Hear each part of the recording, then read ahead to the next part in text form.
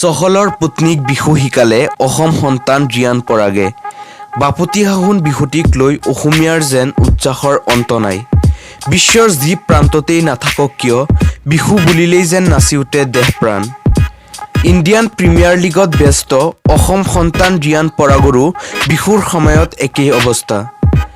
ৰাজস্থান ৰয়েলছৰ হৈ খেলি থকা অসমীয়া ক্ৰিকেটাৰগৰাকীয়ে খেলৰ ব্যস্ততাৰ বাবে মাতৃভূমিৰ পৰা আঁতৰি থাকিব লগা হ'লেও বিহুৰ বতৰত সতীৰ্থৰ সৈতে বাৰুকৈ উপভোগ কৰিলে হেঁপাহৰ ৰঙালী। বিহুৰ সময়ত আন্তঃৰাষ্ট্ৰীয় স্পিনাৰ চহলৰ পত্নী ধনশ্ৰীৰ সৈতে একেলগে ৰিয়ানে বিহু নাচি থকা এটা ভিডিঅ' ইতিমধ্যে শ্বেয়াৰ কৰিছে ৰাজস্থান ৰয়েলছে।